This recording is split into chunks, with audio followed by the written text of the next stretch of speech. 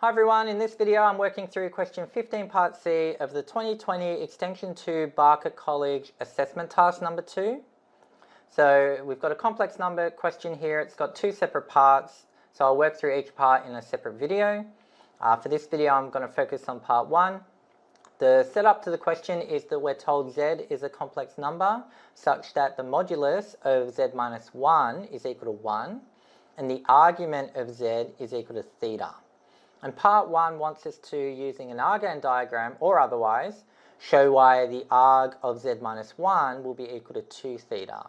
And I think, as the question hints, using an argand diagram will be a helpful way to tackle this question. So that's the approach I'm going to use here. So let's take a look. So I've written up the facts of our question. We're given a mix of facts about z minus 1, in particular its modulus being 1. And then about z itself, in this case that the argument is theta. And we want to look for the argument of z minus 1. And we're told what it will be. It's going to be 2 theta, but we need to show why that's the case. So we've been given the hint, use an argand diagram, and often it's the case that when you're working in the argand diagram, once you plot your complex numbers, what you're really looking for are the various triangles that you can work with, because from there you can use your knowledge of trigonometry to show certain things. So that's pretty much what we're going to do. Now, I think it's helpful to at least try and draw up this somewhat to scale. We're told that the modulus of z minus 1 is 1.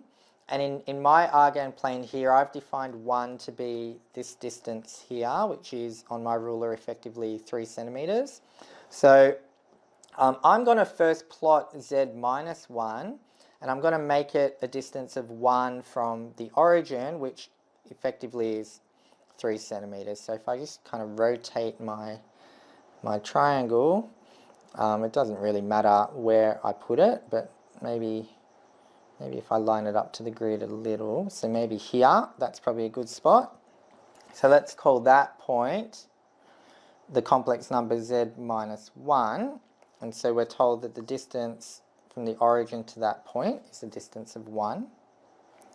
Now we're also told that the argument of z is theta, so it would be nice to plot z on as well, so we can throw theta onto the diagram. Now if I'm moving between z minus 1 and z, because 1 is a real number, effectively I'm just moving along the real axis. So the distance between z minus 1 and z will again be 1, which is 30 centimeters in this diagram, so that distance there. So by moving a distance of 1, just horizontally, we get to our complex number z.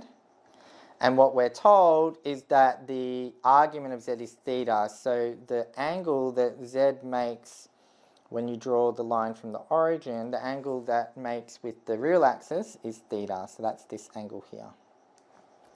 And as I mentioned, you're often looking for the triangles, and here we have a triangle, and we have a very particular triangle because we know that these two sides have an equal length. They're both 1, so this is isosceles, which basically means this angle here will be equal to this angle here.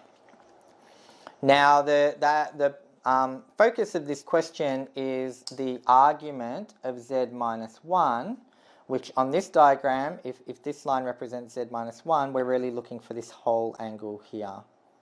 And we're essentially trying to show that it will be 2 theta, which effectively means that this angle in here, we need to show will be theta, so that you get theta plus theta equals 2 theta. Now I think one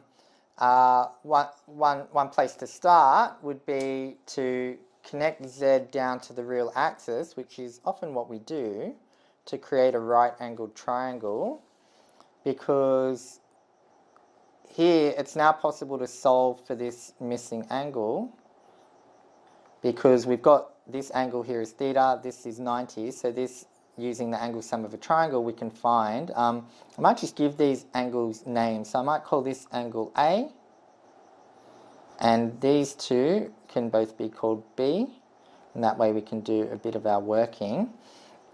So first we can find A, so we can say by the angle sum of a triangle, we know that theta plus this 90-degree angle, which I'm going to work in radians because typically in extension 2 that's kind of almost the default. So we'll say pi on 2. So theta plus pi on 2 plus A, that's all going to be 180 degrees or pi radians. So A, the angle A is going to be pi minus pi onto minus theta. So it's bringing both of these over. So the pi minus pi on 2 just ends up as pi on 2 minus theta. And now, because these two angles also combine to be a right angle, we can work out B. And since this is an isosceles triangle, if we work out this B, we've worked out this B, and that lets us get the whole argument. So we can say A plus B will be equal to 90 degrees or pi on 2. And therefore B, the angle we care about, is pi on 2 minus A, which is equal to pi on 2 minus pi on 2 minus minus theta or plus theta. So these two cancel and we just get our B being equal to theta. And so that's exactly what we needed, so that we get theta plus theta as the whole argument, or 2 theta. So therefore we can conclude that the arg of z minus 1, the angle that z minus 1 makes with the real axis, is equal to 2 theta. And that's as required. Panic boom! Alright, so that's what we have to do to tackle part 1. Hopefully that all made sense. I think the key is just following their guidance and using the Argand diagram. They did give that out in that they gave the or otherwise wording, which kind of implies that there probably is another way to do this. But I think using the Argand diagram kind of is a neat way to go. You end up with some triangles, and using trigonometry that you would have learned many years ago, you can kind of work your way around to get what you need. So hopefully that all made sense. What I'll do in the next video is I'll look at part 2 of this question. Alright, tick boom.